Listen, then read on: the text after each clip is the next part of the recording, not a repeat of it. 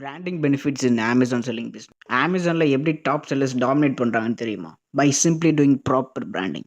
இந்த பிராண்டிங்கை உங்களோட ப்ராடக்ட்க்கு நீங்க ப்ராப்பரா பண்ணிட்டீங்க அப்படின்னா, உங்களோட சேல்ஸு, கஸ்டமருக்கும் பிராண்டுக்கும் இருக்கிற ஒரு ட்ரஸ்ட்டு, ப்ராஃபிட்டு எல்லாமே டிராஸ்டிக்கா இம்ப்ரூவ் ஆகும்.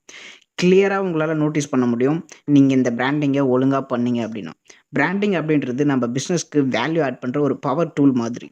இந்த வீடியோ லெசன்ல இந்த பிராண்டிங் எப்படி பண்றது அண்ட் இத பண்றதால ஒரு டாப் 3 பெனிஃபிட்ஸ இந்த வீடியோல கம்ப்ளீட்டா பார்க்க போறோம். With that being set, let's role the intro now. First benefit என்ன அப்படின்னா, trust and credibility. Your brand name is your power. Brand name அப்படின்றது சும்மா ஏதோ ஒரு பிராண்ட் நேமை செலக்ட் பண்ணி வைப்போம் அப்படின்னு வைக்காம, உங்களோட ப்ராடக்ட் கேட்டகரிக்கு தகுந்த மாதிரி நீங்க பிராண்ட் நேம் வந்து செலக்ட் பண்ணணும். இப்போ நீங்களே Amazonல ஒரு ப்ராடக்ட்ட வாங்க போறீங்க அப்படின்னா, அதுக்கு முன்னாடி இது என்ன பிராண்டா இருக்கும்? இந்த பிராண்டுக்கு ரிவ்யூஸ் எப்படி மக்கள் போட்டுருக்காங்க? அண்ட் ரேட்டிங்ஸ் எப்படி இருக்கு? அண்ட் இது ஒரு பாப்புலரான பிராண்டா? அப்படின்னு சொல்லிட்டு நெறைய கேள்வி வந்து நம்மளோட மைண்ட்லயே ஸ்ட்ரைக் ஆகும். ஸோ இந்த கேள்விக்கெல்லாம் நம்ம வந்துட்டு ஒரு டிக் பாக்ஸ் போட்டா தான் அந்த ப்ராடக்ட்டே பர்ச்சேஸ் பண்ண போறோம். ஸோ அதே போல தான் உங்களோட பிராண்ட நீங்க வந்துட்டு உங்களோட கஸ்டமர்ஸும் பார்க்க போறாங்க. உங்க ப்ராடக்ட்ட வாங்குறதுக்கு முன்னாடி இந்த கிரைட்டீரியாஸ் எல்லாமே மீட் ஆச்சுனா தான் பை நவ் அப்படின்ற ஒரு பாக்ஸ வந்து கிளிக் பண்ணி பர்ச்சேஸ் பண்ண போறாங்க. Especially when it comes to Amazon selling business. அதனால இது எல்லாமே கரெக்ட்டா இருக்கிற மாரி பார்த்துக்கோங்க.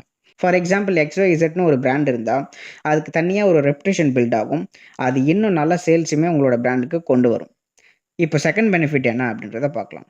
இத எக்ஸ்பிளைன் பண்றதுக்கு முன்னாடி, நம்மளோட சேனல் நீங்க இன்னும் சப்ஸ்கிரைப் பண்ணல அப்படின்னா, இந்த மாரி வேல்யூபிளான இன்ஃபர்மேஷனுக்கு சப்ஸ்கிரைப் பண்ணி வச்சுக்கோங்க.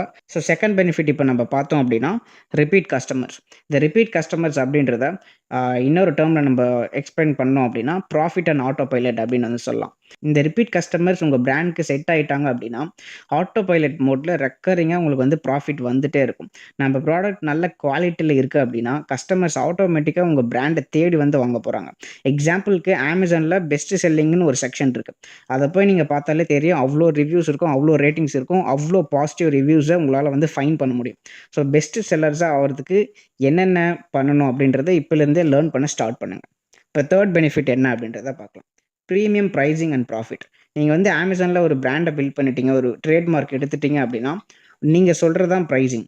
நீங்க ஒரு 100 லோக்கல் ப்ராடக்ட்ட சேல்ஸ் பண்ணி ப்ராஃபிட் எடுக்கிறதுக்கும், ஒரே ஒரு ப்ராடக்ட்ட ப்ராப்பரா பிராண்டிங் பண்ணி சேல் பண்ணி ப்ராஃபிட் எடுக்கிறதுக்கும் நெறையவே டிஃபரன்ஸ் இருக்கு. பீப்பிளும் பார்த்தீங்க அப்படின்னா, கொஞ்சம் காசு அதிகமா குடுத்தாலும், நல்ல குவாலிட்டி அண்ட் பிராண்டடான ப்ராடக்ட் கிடைக்கும் அப்படின்னு சொல்லிட்டு வாங்க ஸ்டார்ட் பண்ணுவாங்க. இப்ப நீங்களே யோசிச்சு பாருங்க.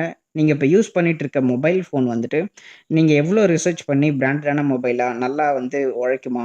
இந்த மாரி நெறைய உங்க ஃப்ரெண்ட்ஸ் கிட்ட கேட்டு, நல்லா ரிசர்ச் பண்ணி வாங்கியிருப்பீங்க. அதே போல தான் உங்களோட பிராண்டையும் கஸ்டமர்ஸ் வந்து உங்க ஃப்ரெண்ட்ஸ் கிட்ட கேட்பாங்க. ரிவ்யூஸ், ரேட்டிங்ஸ்லாம் பார்ப்பாங்க. ஸோ அந்த மாரி உங்களோட ப்ராடக்ட் வேல்யூ இருக்கணும். அத பார்த்துக்கோங்க.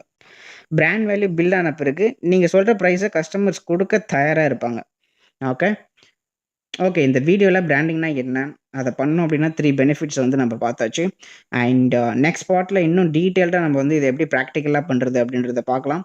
இந்த விஷயத்தெல்லாம் அப்படியே லேர்ன் பண்ணிட்டு விடாம இம்ப்ளிமெண்ட் பண்ணுங்க. Take action guys. Catch you on the flip side. Take care.